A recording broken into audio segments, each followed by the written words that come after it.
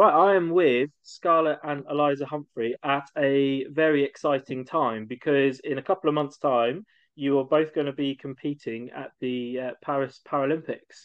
But before we get stuck into that, perhaps you could both just give me a quick introduction to yourselves, tell us a little bit about yourself, who you are, and then we'll get right into the Paris Paralympics.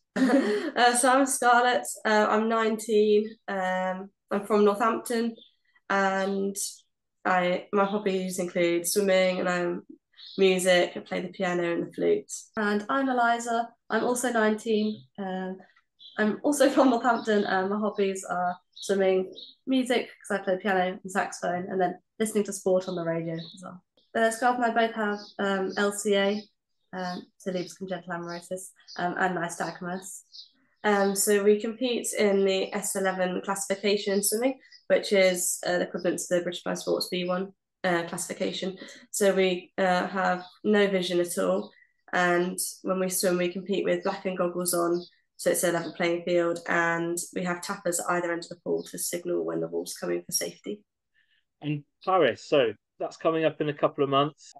I'm guessing have you had lots of extra media attention now since the announcement of the squad? What's it been like since you found out you were going? It's quite a surreal feeling really, because I don't think it's really sunk in because it's like the biggest sporting event you can do in swimming.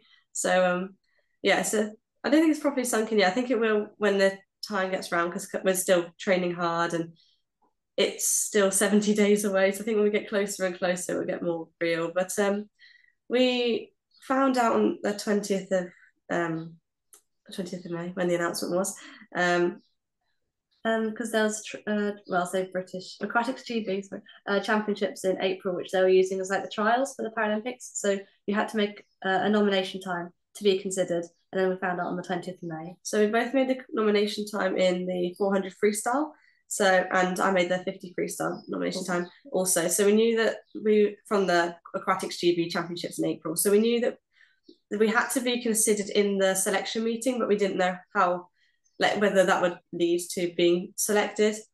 So we hoped from then onwards and just waited until the announcement. And then since the announcement, we've been involved in some British swimming AquaticsGB media things. So on the announcement day, we did some interviews at one of our local pools with about the announcement and our excitement to be on the team.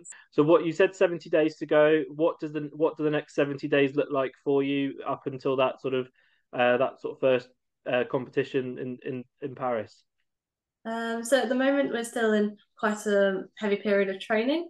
So yeah, training is as normal. We're racing in Edinburgh next week on Thursday. So travel on Thursday, race Friday to Sunday. Then we have a warm weather training camp in Turkey. Can't remember the dates for that. Sometime in July, and then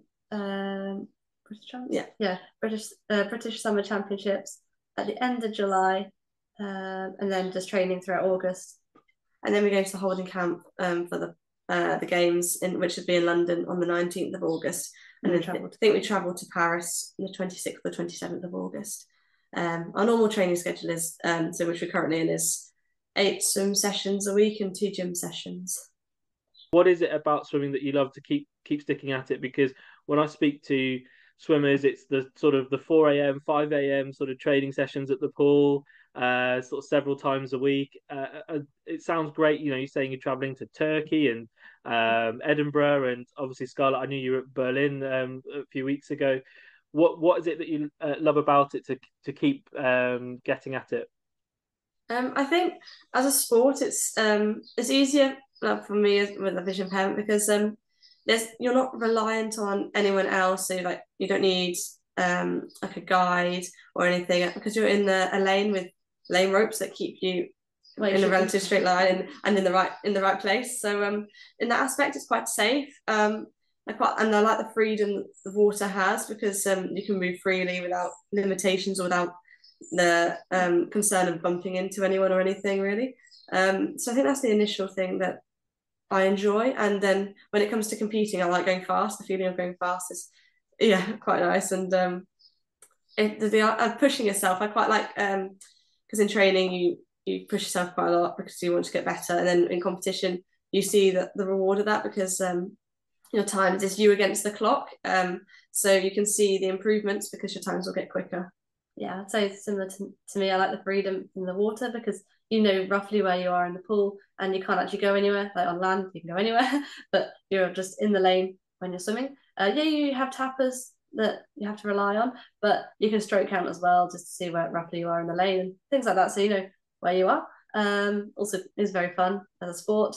I also like competing. I'm very competitive, and I like the challenge. Obviously, training hard and the challenge of pushing yourself and then getting the rewards in competition is very satisfying and very fun.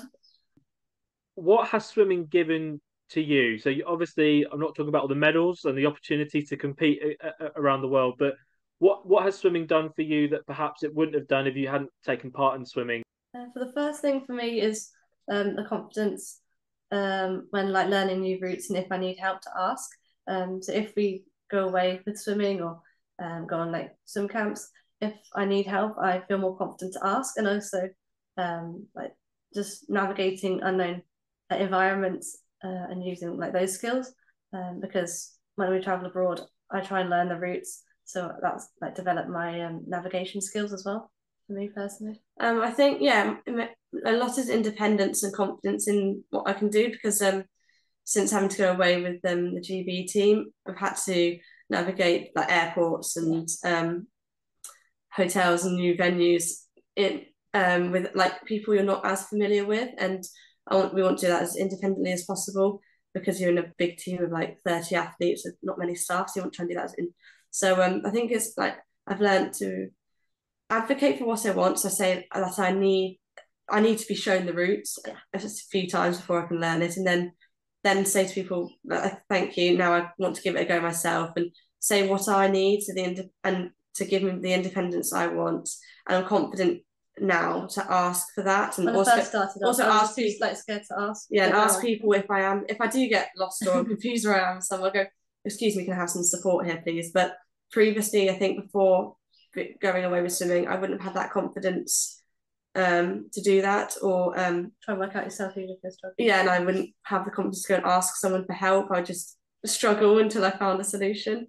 So I think that's a big area that's developed. And also it's given me confidence in myself because it's an area where I've achieved and I'm motivated to work towards my goals. So I think it's given me confidence in what I can achieve, and that there's no limits on what people can do because you can always improve. But challenge yourself and improve to get to the goal that you want. Yeah, there's always will be a way. You just have to find it. And then finally, away from swimming, away from sports, what are you looking to do beyond that, beyond the pool, your studies, career, work-wise? What's the ambitions for you both? I don't know yet.